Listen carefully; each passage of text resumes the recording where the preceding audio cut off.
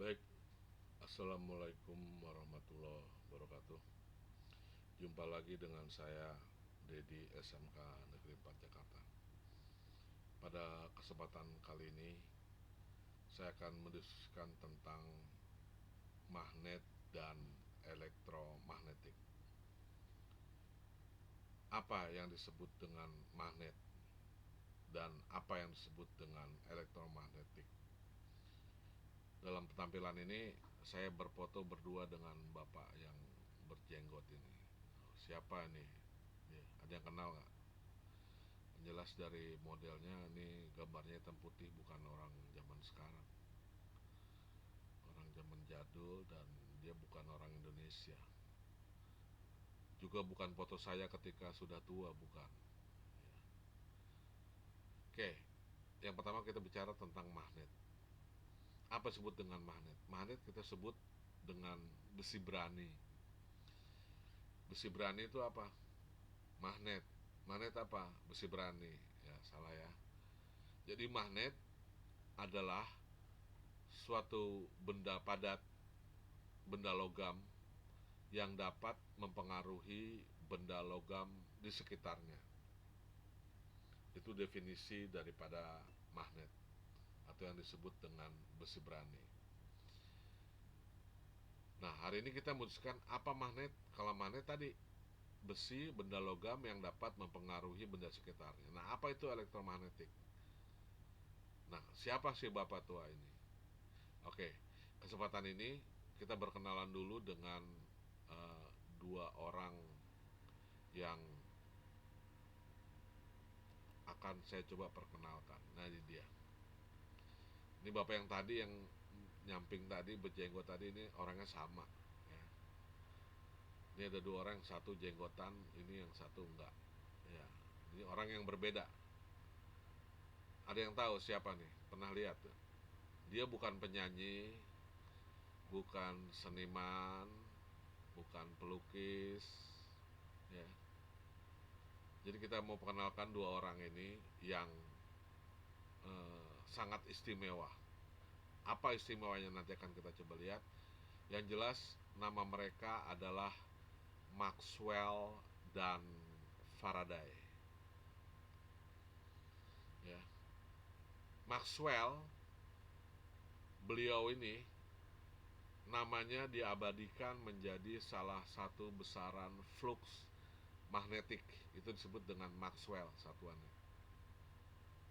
Ya. Nah, kalau Faraday kita udah pasti hafal. Ingat, Faraday itu namanya diabadikan menjadi satuan dari komponen elektronika yang namanya adalah kondensator. Kamu tahu kondensator? Satuannya dalam farad. Satuan kondensator farad, ada mikrofarad, ada nanofarad, ada picofarad. Itu diambil dari nama beliau ini, bapak ini, yang namanya adalah Michael Faraday. Sama, resistor itu juga satuannya ohm. Ohm itu diambil dari George Siemens Ohm ya. Nah, lain waktu kita akan bicara. Ini sekarang kita bicarakan dua orang ini, Maxwell dan Faraday ya. Siapa dia? Kita lihat lebih detail. Yang jenggotan ini namanya adalah James Clerk Maxwell. James Clerk Maxwell ini hidup antara tahun 1831 sampai dengan 1879. Lahirnya 13 Juni di Skotlandia, kemudian meninggalnya 1879 di Inggris dalam umur yang masih relatif muda ya, belum terlalu tua, baru 48 tahun dia udah meninggal. Makanya dia nggak ngalamin musim tua ya, sampai tua. Nah, ini adalah si Maxwell. Kalau yang satunya lagi namanya Faraday. Ini ada dua fotonya. Ini foto Faraday lagi muda, ini Faraday udah tua. Faraday lahir 1791, meninggal tahun 1867. Dia umurnya meninggal umur 75 tahun. Sama-sama orang Inggris. Jadi baik Maxwell maupun uh, Faraday, dia adalah uh, sama-sama orang Inggris gitu. Oke, kita lihat dulu yang pertama, Maxwell. Apa kehebatan daripada Maxwell? Maxwell ini dia yang mencoba menghubungkan antara dunia listrik dan dunia magnet. Yang pada waktu itu orang nggak menemukan korelasinya, tidak berhubungan. Tapi Maxwell tiba-tiba dia tahun 1873 dia menemukan ini tentang magnet. Dia menulis satu publik yang namanya Treatise of Electricity and Magnetism.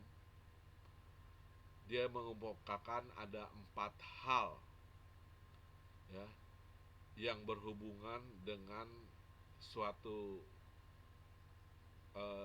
listrik yang bisa menimbulkan gaya medan magnet. Yang pertama dia katakan bahwa muatan listrik itu ini positif dan negatif ya, dia akan saling tarik menarik dan tolak menolak satu sama lainnya ya. Kalau dia senama akan saling tarik menarik, senama akan saling tolak menolak, tidak senama akan saling tarik menarik. Kutub magnet itu akan saling menolak dan saling menarik. Dari dalam magnet dia itu ada 2 kutub. Jadi intinya Maxwell itu terkenal dengan mendefinisikan tentang magnet ya. Magnet atau besi berani itu ada macam-macam, ada bentuk U, tapal kuda ya, U, batang, ada ring, silinder, jarum. Nah, magnet jarum tuh yang digunakan di kompas gitu. Jadi Maxwell menemukan bahwa magnet itu punya 2 kutub, yaitu kutub utara dan kutub selatan, seperti bumi ya. Nah, kemudian kutub magnet ini kalau ditekatkan dengan magnet yang lainnya, kalau senama dia akan tolak menolak. Kalau dia tidak senama, dia akan saling tarik menarik. Nah, ada satu clue yang diungkap oleh Maxwell, tapi belum begitu jelas, adalah arus listrik dengan kawat arus listrik dalam kawat menciptakan medan magnet yang melingkar sekitar kawat. Arah medan tersebut bergantung pada arah arus. Nah, dari berdasarkan 4 inilah kemudian dikawinkan atau disempurnakan penemuan Maxwell ini oleh Michael Faraday. Apa yang ditemukan atau dikembangkan oleh Michael Faraday?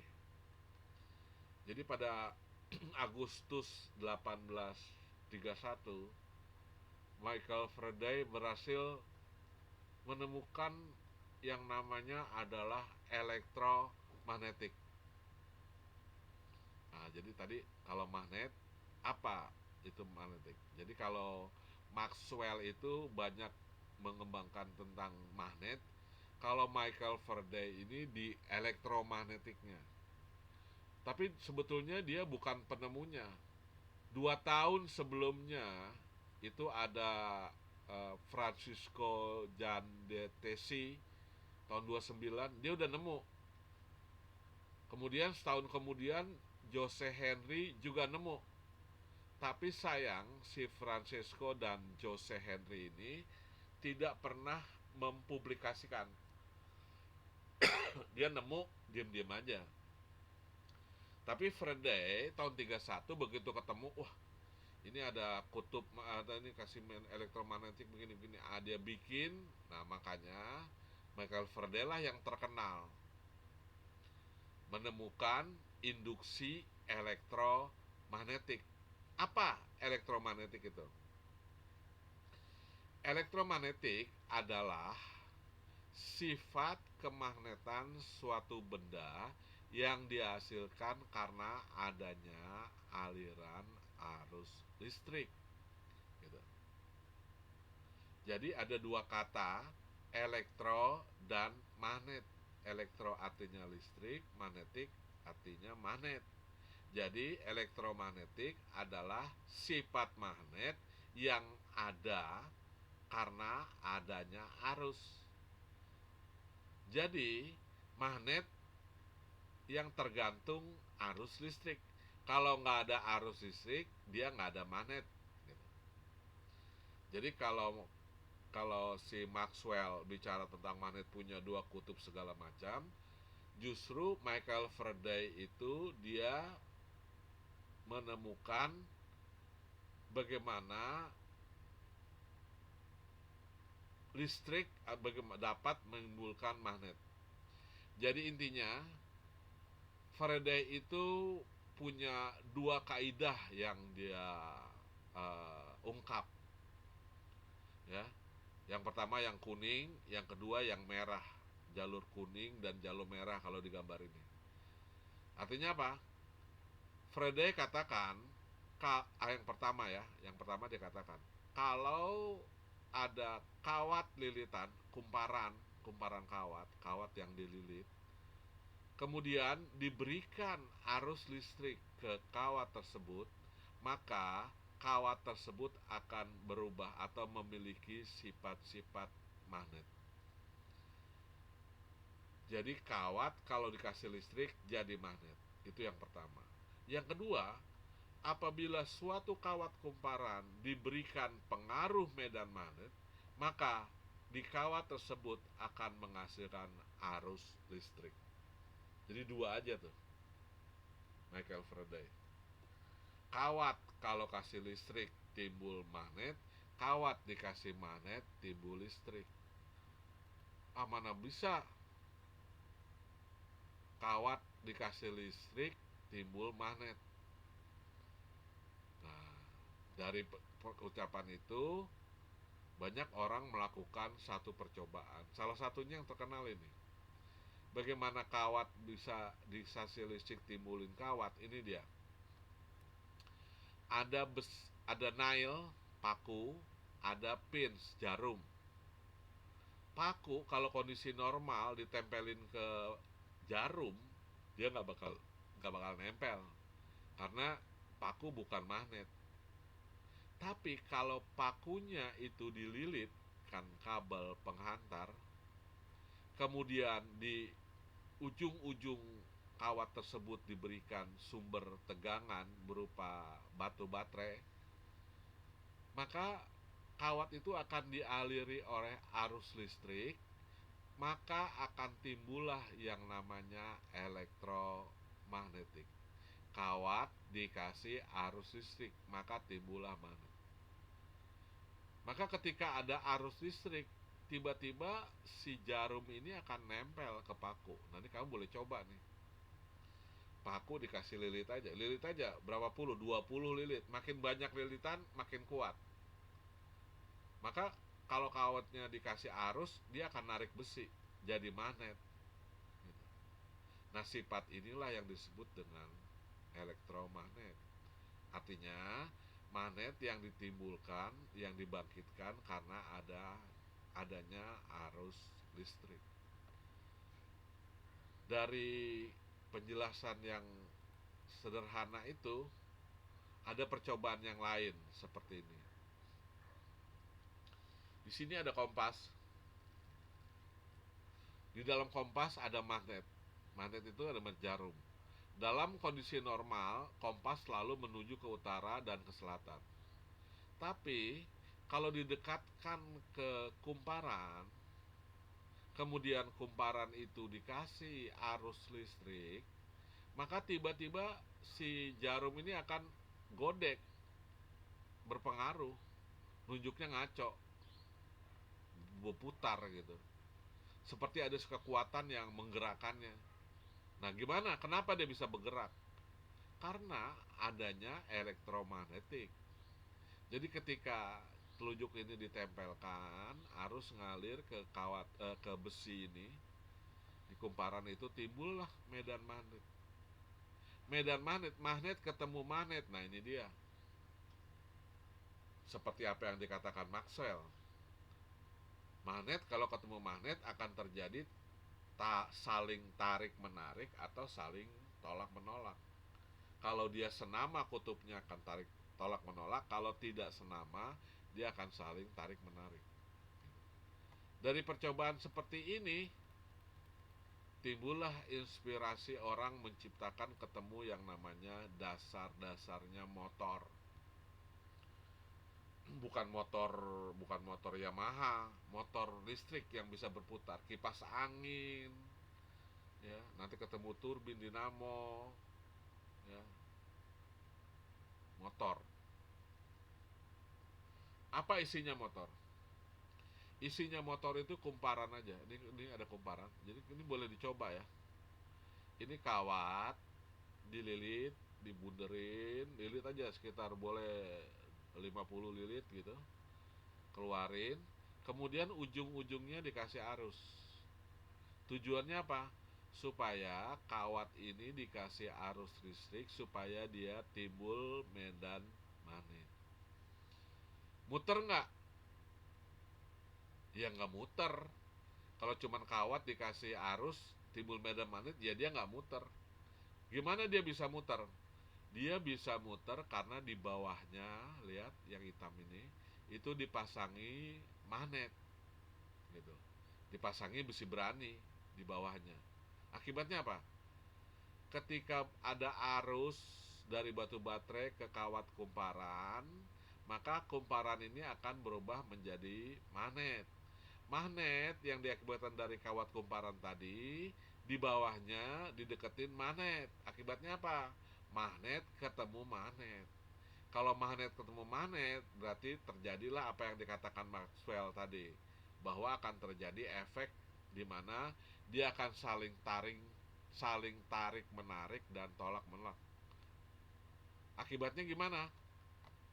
Jelas akibatnya, maka kawatnya akan berputar gitu. Nah, ini adalah dasarnya motor. Jadi isi dalam motor kalau dibongkar isinya apa? Cuman kawat kumparan sama magnet. Gimana dia bisa muter? Karena ada arus listrik yang ngalir di kawat, timbul medan magnet di kawat, magnet didekatkan dengan magnet, maka akan terjadi tarik menarik dan tolak menolak, akibatnya dia muter gitu. Nah, gak lama kemudian ketemulah benda yang seperti ini. Ini apa nih? Motor. Dia ada dua kaki, polaritas positif negatif. Ini bisa kamu temukan di kipas angin, di mainan Tamiya, ya. Itu kalau dibongkar isi dalamnya nggak ada apa-apa. Isinya besi berani sama kawat lilitan atau kumparan. Jadi terjadi di dalam motor ini adalah kawat kumparan yang dikasih arus listrik, timbul medan magnet. Magnet dikasih magnet akan tolak menolak, tarik menarik, akibatnya dia akan muter. Jadilah kipas gitu. Kalau pengen matiin kipas gimana? Offin aja saklarnya. Kalau saklarnya off, nggak ada arus yang ngalir, maka nggak ada medan magnet. Kalau nggak ada medan magnet, nggak ada yang nolak, nggak ada yang narik, maka kipasnya diem. Itu ya cara kerja dari motor. Kalau tadi jadi listrik menjadi magnet, contohnya tadi udah dijelasin. Sekarang kalau dibalik, apakah bisa kawat dari kasih magnet menjadi listrik? Ternyata bisa, dari hasil penemuan si Faraday tadi. Contohnya gimana? Ini praktek SMP juga. Ada besi berani, magnet, kemudian di sini ada kumparan, ujungnya kumparan, lilitan kawat tadi dikasih alat ukur yang namanya galvanometer. ya. Nah, ketika dia jauh dari mana magnet, dia nunjukin nol. Tapi ketika ini dimasukkan ke dalam magnet, magnet ini dimasukkan ke dalam kumparan, maka jarum meter ini akan bergerak, juk gitu ke kanan misalnya. Nah kemudian kalau dia diam, ya dia diam. Kalau ditarik ke atas, dia akan bergerak ke arah sebaliknya. Dimasukin lagi, goyang lagi. Diangkat, goyang lagi. Masukin, goyang. Didiemin, diem. Jadi waktu ini kawat ini dimasukin ke dalam, maka jarumnya akan bergerak godek ke kanan. Kalau dia diemin, dia nol. Kalau ditarik, dia godek lagi ke kiri. Jadi kalau ini digoyang-goyang, maju mundur, di sini akan ada arus listrik. Dari yang sederhana ini membuktikan bahwa kawat kalau dikasih magnet bisa timbul arus listrik. Akhirnya dari yang nggak lama setelah pertemuan ini ketemulah bahan ini. Ada yang tahu nggak barang apa ini? Ini sepeda, garpu depannya. Ini garpu depan. Dia ada lampu sepeda. Biasanya ada kabel dihubungkan dengan barang yang bentuk seperti botol. Nah, kalau udah malam hari, di sini ada switch saklar, tinggal injek aja. Kalau switch ini diinjak, maka botol ini akan rubuh terbalik. Palanya ini akan nempel ke ban sepeda. Jadi kalau ban sepedanya dijalanin, bannya muter, maka muter ini akan memutar alat yang namanya dinamo. Nah kalau muter, lampunya nyala. Orang pada bingung waktu itu. Wah, kok bisa? Ya bisa. Kenapa bisa? Ternyata di dalam dinamo itu, ya, kalau kepala dinamo itu dia muter, ada tuas, di sini ada magnet. Jadi kalau bannya muter, kepalanya dinamo muter, tuasnya muter, besi berani di dalamnya juga muter. Akibatnya apa? Kawat ini kena magnet, gitu. Maka akan timbul arus. Arus ini akan menyalakan lampu. Ini adalah konstruksi daripada dinamo. Kepalanya disebut dengan driving wheel. Ya, kepala dinamo ini dihubungkan dengan satu tuas axle. Tuas ini berhubungan dengan besi berani. Jadi ini kotak ini adalah rotornya berupa cylindrical magnet. Jadi besi berani. Jadi kalau ban sepedanya muter, maka driving wheel ini juga akan muter, tuas muter, medan magnetnya juga berputar. Nah, di depan magnet itu ada kawat kumparan. Dia punya dua ujung, nih kawat dari sini dililit, dikeluarin ke terminal output. Nah, kalau ban sepedanya muter, dia akan memutar driving wheel, kepalanya dinamo, kepala dinamo muter akan memutar tuas, tuas akan memutar besi berani akan memberikan medan magnet ke kawat kumparan. Jadi dalam prinsip kawat kalau dikasih magnet akan timbul arus listrik. Di mana arus listriknya? Akan timbul arus listrik di kumparan ini. Dari mana asalnya? Dari magnet. Jadi kalau di sini di terminal output dipasangin lampu, maka lampunya akan menyala. Nah, dari penemuan yang segini orang mulai berpikir. Jadi sebelum ketemu ini orang tuh masih pakai obor, nggak ada lampu listrik. Nah setelah ketemu kayak begini orang punya ide, wah kalau gitu saya bisa nyalakan rumah. Tapi kalau rumah lampunya nggak cuma satu, setiap kamar butuh rumah, jalanan butuh rumah, butuh lampu. Maka lampunya harus banyak. Oh berarti kalau lampunya banyak, berarti arusnya harus besar. Arus sebesar berarti dinamonya harus besar. Kalau dinamonya besar, sepedanya besar. Nah kalau sepeda besar, siapa yang mau genjot? Nggak bisa digenjot. Ya. Nah makanya orang berpikir keras, akhirnya ketemulah pembangkit listrik dengan tenaga air. Gitu. Cara kerjanya gimana? Ini ada sungai, kali, dibocorin, dicodet. Namanya sifat air itu akan mengalir dari daerah yang tinggi ke daerah yang rendah. Makin curam, airnya makin kencang gitu. Nah, kalau sepeda pakai dinamo, kepala dinamo digerakkan oleh ban sepeda, maka kalau di pembangkit tegangan yang besar, turbin, itu ada kincir. Malah di negara Belanda itu kincirnya itu nggak pakai air, tapi pakai angin. Gitu. Karena di Belanda banyak angin. Makanya disebut sebagai negara kincir angin. Jadi ketika ada air yang ngalir, eh, kipas ini akan berputar, dihubungkan dengan puli. Ya, puli ada belt, karet ke motor, generator. Di dalam motor ini ada tuas, ada magnet.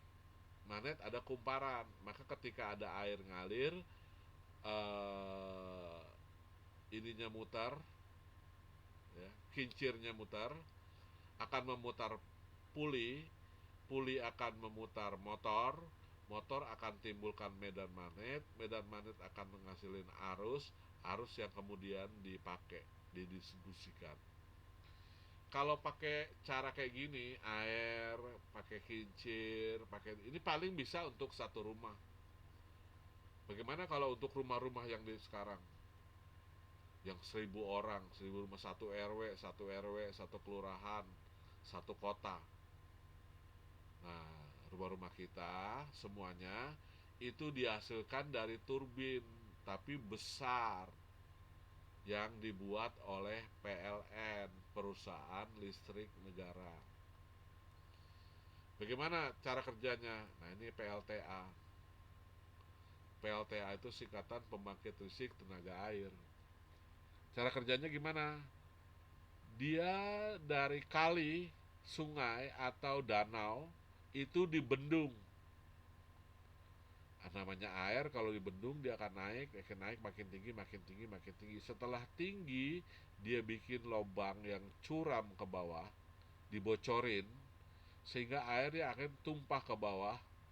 Di ujung sini dipasangilah turbin.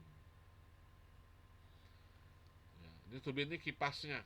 Ya, kipas. Kalau di itu tadi kincir. Kalau di sepeda namanya kepala dinamo. Jadi kalau air yang ngalir, dia turbin akan berputar. Karena air nggak pernah habis, ada mata air, ya turbin juga akan muter terus. Turbin muter, dia akan memutar tuas, tuas dia akan menggerakkan magnet. Di sini ada kawat kumparan sehingga dia bisa menghasilkan arus. Kawat dikasih medan magnet, timbul arus. Arus ini diturunkan atau ditaikkan oleh transformator, kemudian dia salurkan melalui tiang-tiang listrik. Tiang yang tinggi ini disebut dengan nama sutet. Ya, sumber utama tegangan ekstra tinggi, sutet. Ya. Nah, jadi di PLTA itu terjadi perubahan dari air menjadi tenaga putaran, putaran akan menghasilkan listrik, listriknya bisa dipakai. Ini juga yang lain sama, danau atau sungai dibendung, airnya dibocorin, ada turbin, turbin akan berputar, putarannya mutar kuas, generator ngasilin arus, arus didistribusikan melalui tiang-tiang listrik. Ini adalah cara kerja pembangkit listrik tenaga air. Ada PLTA, ada PLTU. Ini PLTU. Apa PLTU? Pembangkit listrik tenaga uap. Di Jakarta ada nih, di daerah Pluit. Ya, Pluit dekat Muara Angke, Jakarta Utara ya. Itu ada PLTU Muara Angke namanya. Itu dekat laut. Caranya gimana PLTU? Dia bikin pakai uap. Uap dari mana? Dari air yang dipanaskan. Nah, yang di Pluit itu airnya dibikin dari air laut. Air laut disalurkan, kemudian dipanaskan. Ini ada boiler panas. Panasnya ini diperoleh dari batu bara. atau dari diesel heater, mesin pemanas, sehingga air laut tadi akan dipanaskan menimbulkan uap. Uap itu punya tenaga. Jadi kalau yang kecil itu kayak ketel. Ketel itu kalau dikasih air, airnya dipanasin, mateng, maka ketelnya akan bunyi. Tweet, berarti dia ada tiupan, tenaga anginnya. Nah, anginnya ini akan memutar yang namanya steam turbine. Steam turbine itu ya kalau tadi di PLTA yang namanya turbin atau kincir.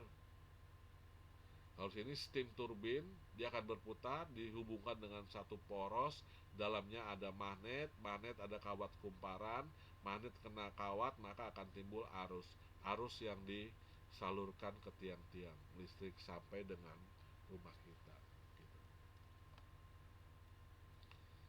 Ada lagi pembangkit listrik yang lain, namanya PLTD. PLTD, TD itu tenaga diesel. Nah, ini yang kecil-kecil ini disebut dengan nama genset. Ini yang dipakai abang-abang tukang pecel lele yang di pinggir jalan malam-malam, dia nggak bisa ke listrik PLN, dia bisa putar genset. Atau kalau mati lampu, Alfa, Indomart itu punya alat ini, genset di depan tokonya. Jadi kalau lampu-lampu orang pada mati, Indomat dan Alfamart itu selalu nyala karena dia punya diesel atau genset yang ngerubah dari kawat arusnya, gerakan medan magnet menjadi arus listrik, gitu ya. Jadi dari penjelasan saya tadi jelas betapa besar jasa dari kedua orang ini, baik Maxwell dan Faraday. Kita tidak bisa bayangkan kalau tidak pernah ada dua orang ini, tidak ada yang menemukan magnet, mungkin sampai sekarang kita masih hidup dalam kegelapan, benar-benar gelap, gitu ya. Oke, selanjutnya kita jelasin apa yang disebut dengan relay. Relay, apa relay? Ini ada relay bentuknya biru, komponen elektronik ya. Ya. Jadi relay itu adalah berupa saklar yang bekerjanya dengan prinsip elektromagnetik. Gitu. Jadi relay itu apa? Saklar yang bekerja dengan menggunakan prinsip elektromagnetik. Gitu. Nah, kalau saklar apa? Saklar adalah komponen elektronika yang berfungsi memutus dan menghubungkan arus listrik. Itu namanya saklar. Nah, jadi relay apa? Relay alat yang bisa menyambungkan dan memutuskan arus listrik. Tapi kerjanya itu pakai elektromagnetik. Jadi kalau kita lihat isi dalamnya tuh ada kumparan yang disebut dengan coil dan ada plat-plat besi. Jadi dia membentuk saklar. Jadi ada 5 kaki. Kaki 1 sama kaki 2 itu coil. Ini dia 1 sama 2 coil. Ya. 3 ini adalah kamen. Kamen itu sumbernya. Ya. Kamen ini akan terhubung dengan 2 kaki yang lain yang disebut dengan NC dan NO. NC singkatan dari normally close, arti katanya normalnya close, ya. Ada juga normally open, normalnya open, open artinya putus. Jadi NC itu adalah normally close, artinya apa? Lagi normal off, artinya lagi normal on, close dia. Jadi apa? Kalau kawat ini nggak dikasih arus listrik, tidak dikasih, maka 3 sama 5 putus. Jadi kalau sini gambar lihat, kaki 3 ini sama kaki 5 ini akan putus, tapi yang nyambung adalah kaki 3 sama kaki 4. Kenapa? Karena 4 sama 3 itu NC. Normalnya NC. Berarti dalam kondisi normal dia udah short, udah nyambung. Tapi ketika manakala di sini ada arus listrik, maka yang tadinya NC akan berubah menjadi NO. Jadi kontak ini akan berpindah. Yang tadinya 3 nyambung sama 4, sekarang 3 sama 4 diputus, tapi 3 sama 5 dijambung. Kalau nggak ada arus listrik, balik lagi. 3 akan nyambung ke 4, 3 akan putus dengan 5. Jadi antara 3 dan 4 itu disebut dengan NC, kaki 3 sama 5 itu adalah NO. Apa macam-macamnya relay? Nah, kalau lihat gambar relay itu macam-macam. Ada yang bening, ada yang hitam ditutup, polos, nggak bisa tembus pandang. Ada yang kuning, ada yang bening juga. Tapi semuanya itu kalau dilihat, dia ada kumparan, dia ada armatur, ya, batang, kemudian ada saklar kontak. Nah, itu aja isinya. Jadi isinya relay itu ada coil sama saklar. Nah, ini dia. Saklar ini disebut dengan on off saja. Satu induk dan satu anak. Ini disebut dengan SPST, single pull dan single throw. Ya, SPST ada dua macam, ada normally open dan normally close. Normally open artinya waktu normal open. Artinya belum ada arus yang ngalir di kontak ini, di lilitan ini, kontak ini akan terputus. Kalau ada arus baru dia akan on. Nah, kebalikannya normally close adalah waktu normal, waktu belum ada arus, dia sudah on. Begitu ada arus, dia malah off. Jadi cara kerja daripada relay adalah sebagai berikut. Kalau dibuka, isi dalamnya ada spring. Spring itu artinya pair dihubungkan dengan satu tuas armatur. Armatur ini berfungsi sekaligus sebagai kamen. Di sini C, ya.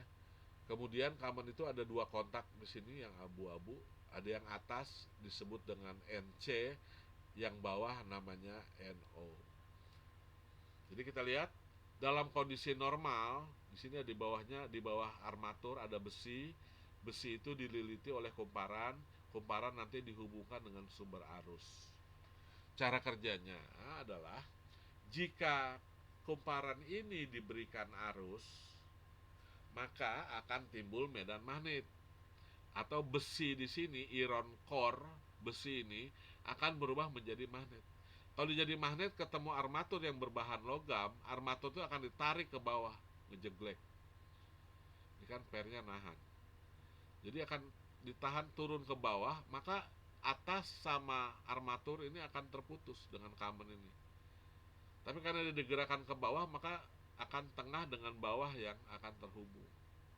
Jadi tengah dengan bawah itu disebut dengan NO, atas itu adalah NC. Sebelum ada arus dia udah close gitu. Jadi ketika ada arus timbul medan magnet, narik armatur ini ke bawah, maka kontak ini akan pindah ke bawah dan memutus dengan kontak yang di atasnya. Tapi ketika arus diputus, ini kan ada pair, nggak ada medan magnet, ditarik lagi sama pair, dia naik lagi ke atas. Jadi bisa cetak, cetek, cetak, cetek, cetak, cetek, tergantung daripada arus. Ini adalah konsep kerja daripada relay. Relay ada beberapa macam. Ada relay yang namanya relay SPST, SPDT, DPST, dan lain-lain. Apa yang SPST? SP itu singkatan dari single pull, single throw. Artinya satu induk, satu anak. Jadi cuma punya dua kabel, dua kontak di sini, ya, dua terminal, hanya bisa on dan off. Itu namanya SPST. Kalau yang ini namanya single pull double throw, satu induk dua anak, ya, satu induk dua anak. Ada lagi DPST, double pull double throw, artinya dia ada dua anak dan dua ya, dua induk dan dua anak. Ada lagi yang namanya DPDT. DPDT double pull double throw, itu artinya dua induk dan dua anak. Ya. Ini dua induk satu anak, ya. Kalau yang DP/DT itu adalah double pull double throw. Itu dulu barangkali materi kita pada kesempatan kali ini, ya. Kita akan ketemu lagi eh, pada pertemuan selanjutnya minggu depan. Saya ucapkan terima kasih atas segala perhatian. Saya ucapkan assalamualaikum warahmatullahi wabarakatuh.